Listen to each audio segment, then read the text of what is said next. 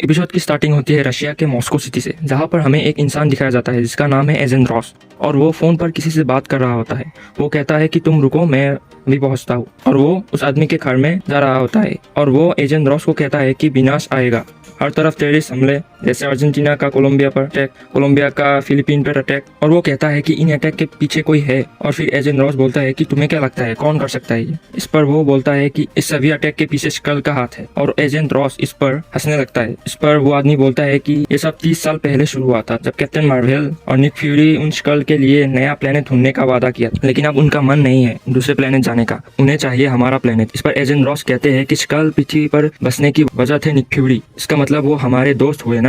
वो आदमी बोलता है कि तो कहाँ है निक फ्यूरी। इस पर एजेंट रॉस कहता है वो सेबर में है, और अगर मुझे उन्हें वापस पृथ्वी पर बुलाना है तो मुझे उन्हें सबूत देना होगा। और वो आदमी एक जगह से कुछ आईपैड जैसा कुछ निकालता है और वो उसे देते हुए कहता है कि अब तक जो अटैक हुए हैं वो इसके मुकाबले कुछ नहीं है, क्योंकि ये वाला पूरी दुनिया को जंग में ढकेल देगा। और एजेंट रॉस इसको लेते हुए कहता है कि तुम टेंशन मत लो, अब ये खबर फ्यूरी तक मैं पहुंचाऊंगा। और वो आदमी पहले तो हंसते हैं और फिर एजेंट रॉस पर हमला करने लगता है और उसे मारने ही वाला होता है कि तभी एजेंट रॉस उस पर गोली चला देता है और यहाँ से भागने लगता है कि तभी कोई अनजान आदमी उसका पीछा करने लगता है। एजेंट रॉस भागते भागते एक बिल्डिंग के ऊपर पहुंच जाता है और वो बिल्डिंग से कूदने की कोशिश करता है, लेकिन गिर जाता है और पूरी तरह जख्मी हो जाता है। लेकिन रॉस के सामने एजेंट हिल पहुंच जाती है और उस आदमी पर गन टांग देती है। वो आदमी और कोई नहीं टेलॉस होता है, जो कि कैप्टन मार्वेल में जो मेन स्कल था। और वो बोलता है ये एजेंट रॉस नहीं है, कोई बहरूपिया है जो कि इन्फॉर्मेशन चुरा रहा था। और सीन शिफ्ट होता है एक जंगल में, जहाँ पर एक स्पेसशिप में से कोई आ रहा होता है और वो और कोई नहीं निक फ्यूरी होता है। और उसे एजेंट हिल ने लेने आया होता है, क्योंकि उसे हिल ने ही लाया होता है टेलॉस के कहने पर। और फिर टेलॉस निक फ्यूरी को बताता है कि हम इतने सालों से तुम्हारी मदद कर रहे थे कि ये सोचकर कि तुम अपना वादा पूरा करोगे। मतलब कि बहुत साल पहले जब स्कल पृथ्वी पर आया था, ये लोग कैप्टन मार्वेल की इवेंट के बारे में बात कर रहे थे। तब निक फ्यूरी ने स्कल को वादा किया था कि उन लोगों को रहने के लिए जगह देंगे, पर निक फ्यूरी कहीं गायब हो गया और कहता है कि तुम ब्लिप के बाद बदल गए हो। कैप्टन मार्वेल वो भी गायब हो गई और गाया भी। इस पर हमें पता चलता है कि गाया टेलॉस की बेटी है और वो कहता है मेरी बेटी भी कहीं चली गई है, क्योंकि हमारे लोगों के पास अभी भी रहने के लिए घर नहीं है। और गाविक को लगा कि इस तरह गायब होकर तुमने उसके साथ एक बहुत बड़ा धोखा किया है। और फिर नेक्स्ट सीन में हमें पता चलता है कि गाविक स्क्रल काउंसिल का एक सबसे नया मेंबर है। वो जवान स्क्रल के गुस्से को अपनी ताकत बना रहा है और वो किसी रशिया के न्यूक्लियर प्लांट में है, क्योंकि स्कल पर रेडियो एक्टिव एलिमेंट का असर नहीं होता है। और फिर निक फ्यूरी हिल को पूछता है कि उन लोगों का प्लान क्या है। इस पर एजेंट हिल उन लोगों को बताता है कि एजेंट रॉस का बहरूपिया वही तो छुपा रहा था जब प्रेस्टोस के हाथ उनका रेडियो एक्टिव बॉम्ब का ब्लूप्रिंट लगा था। प्रेस्टोस वही है जो हमने पहले देखा। मतलब ग्राविक का प्लान है कि रशिया और अमेरिका के बीच में जंग शुरू हो जाए। और टेलॉस कहता है कि अगर वो कामयाब रहा तो पृथ्वी से इंसानों का नामोनिशान मिट जाए। ये सुनकर निक फ्यूरी खड़ा होकर बाहर वॉक पर चला जाता है। वॉक करते समय निक फ्यूरी को लोग किडनैप करके एक लेडी के पास ले जाती है, लेकिन जब निक फ्यूरी उस लेडी से मिलता है तब हमें पता चलता है कि निक फ्यूरी उस लेडी को जानता है। उस लेडी का नाम सोनिया होता है, जो कि यूके की MI6 की एजेंट होती है और वो भी ग्राविक की प्लान को फेल करने आई थी। यहाँ पर वो निक फ्यूरी से हाल चाल पूछती है और कुछ टाइम बातें करती है। ये सोनिया भी ग्राविक और उसके सारे बागी स्कल के खिलाफ है, लेकिन फिर भी निक फ्यूरी सोनिया के साथ काम करना नहीं चाहती। और वो इसलिए क्योंकि सोनिया सभी स्कल से बहुत नफरत करती है और इसलिए ग्राविक और उसके सारे साथियों को ढूंढकर मारना चाहती है। लेकिन निक फ्यूरी ऐसा चाहता है कि सभी स्कल को मारने के बजाय पूरे मैटर को शांति से सॉल्व कर दिया जाए। इसके बाद निक फ्यूरी सोनिया से मिलकर वहां से चला जाता है। इसके बाद दूसरी तरफ एक अनजान सी जगह को देखते हैं, जो जगह देखने में एक पुराने आर्मी बेस जैसा लग रहा होता है। यहीं पर एक आदमी आता है जो कि अंदर घुसने की कोशिश कर रहा होता है, लेकिन तभी वहाँ पर एक लड़की आती है और यही टेलॉस की बेटी गाया है। और गाया ने काफी साल पहले ग्रेविक की टीम को ज्वाइन कर लिया था और वो इसलिए क्योंकि वो भी ये चाहती थी कि सारे स्कल को उनका घर वापस मिल सके। यहाँ पर आने के बाद गाया उस आदमी से उसका असलियत पूछती है। इस पर वो आदमी सभी को दिखाता है कि वो असल में एक स्कल है। इसके बाद गाया उस नए स्कल को अंदर लेकर जाती है और अंदर आते हुए वो उसे समझाती है कि पूरी जगह बाहरी दुनिया से छुपी हुई है और असल में ये जगह हम स्कल का बेस है। बाहर की दुनिया में हम स्कल को छुपना पड़ता है और इंसानों का मुखौटा पहनना पड़ता है, लेकिन यहाँ इस जगह हम खुलकर जीते हैं और आज तुम भी यहाँ पर रह सकते हो। इसके बाद ही गाया उस लड़के को एक ऐसी जगह दिखाता है जिस जगह पर बागी स्कल दुनिया भर के बड़े बड़े लोगों को और आम लोगों को, जैसे कि बिजनेसमैन, पॉलिटिशियन, और उठा कर लाते थे और उन्हें अपनी स्कल के साथ एक्सचेंज करते, यानी कि स्कल उन सभी को किडनैप करके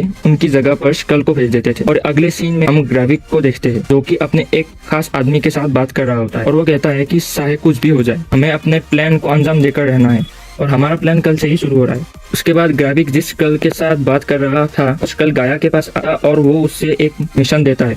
वो गाया से कहता है कि वो उसे एक जगह भेज रहा है जहाँ उसे एक आदमी से 2 बैग लेकर आना है और दोनों बैग को सही सलामत यहाँ लेकर आना है। और फिर गाया मिशन के अकॉर्डिंग दोनों बैग्स को ले लेती है और उस जगह से निकलकर वापस जा रही होती है। लेकिन इसी टाइम पर हमें पता लगता है कि निक फ्यूरी अपने टीम के साथ इसी जगह पर आसपास मॉनिटर कर रहा है और वो इसीलिए क्योंकि निक फ्यूरी और उसे उस टीम को पता लगता है कि बागी स्कल को जो चाहिए वो यही आसपास मिलेगा। इसके बाद ही एजेंट हिल गाया को देख लेती है कि तभी उन दोनों के बीच मुठभेड़ हो जाती है और फिर गाया हिल को घेर करके यहाँ से जा रही होती है।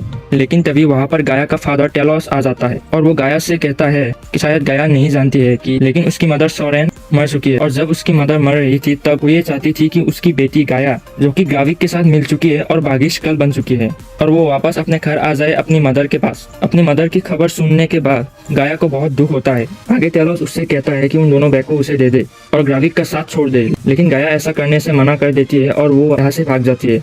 लेकिन कुछ टाइम बाद गाया को उसके काम पर अफसोस होने लगता है और फिर इसीलिए चुपके से अपनी फादर टेलोस से मिलने जाती है एक अनजान जगह पर। टेलोस से मिलने के बाद वो उसे बताती है कि अपने मॉम की मौत की खबर सुनकर उसे बहुत बुरा लगता है और इसलिए अपने फादर टेलोस का साथ देना चाहती है। वो टेलोस को ये बताती है कि आज वो जो दिन में बैग लेकर भाग रही थी उस बैग के अंदर बॉम्ब थे और ग्रेविक ने ऐसे टोटल 3 बॉम्ब मंगाए हैं और ग्रेविक का प्लान है कि कल सुबह इन तीनों बॉम्ब को वसोइडिनी स्क्वायर के ऊपर ब्लास्ट करेगा और ये जगह मॉस्को की बहुत फेमस जगह है जहाँ पर बहुत सारे लोग होते हैं। आगे गाया टेलोस को कहते हैं कि कल सुबह वो लोग इन तीनों बैग्स को लेकर उसी जगह पर बॉम्ब फिट करने जाएंगे, लेकिन गाया इन तीनों बैग्स के ऊपर इंफ्रारेड फिट कर देगी ताकि टेलोस, निक फ्यूरी और मारिया हिल इन तीनों बैग को ट्रेस कर पाए। इसके बाद अगली सुबह निक फ्यूरी की टीम उस लोकेशन पर पहुंच जाती है और वो वहाँ कुछ टाइम रुकने के बाद वो लोग देखते हैं कि गाया और बाकी के बागी स्कल उन बॉम्ब्स वाले बैग को लेकर वहाँ आ चुके हैं। उसके बाद निक फ्यूरी, टेलोस और हिल तीनों बैग को ट्रेस करने लगते हैं और जो बागी स्कल उन बैग्स को लेकर जा रहा होता है वो लोग उनका पीछा करते हैं। लेकिन कुछ टाइम बाद टेलोस और एजेंट हिल एक एक बैग को पकड़ लेते हैं, लेकिन दोनों बैग असल में खाली है और ग्राविक बहुत होशियार है क्योंकि उन तीनों बॉम्ब्स को पहले से ही फिट कर चुका है। इधर दूसरी तरफ निक फ्यूरी एक छोटी सी बच्ची को देखता है और उसे देखकर निक फ्यूरी को उस पर शक होता है, लेकिन निक फ्यूरी जैसे उसका पीछा करने लगता है वैसे ही वो देखता है कि वो छोटी बच्ची जल्दी जल्दी से अपना रूप बदल रही है और फिर इसलिए निक फ्यूरी को पता लगता है कि वो असलियत में एक स्कल है। लेकिन तभी फ्यूरी को पता चलता है कि वो स्कल तो है लेकिन वो स्कल है ग्राविक जो सीधा निक फ्यूरी को सामने खड़ा होकर तीनों बॉम्ब्स को ब्लास्ट कर देता है, जिससे कि वहाँ का सब कुछ डिस्ट्रॉय हो जाता है और हर तरफ लोगों की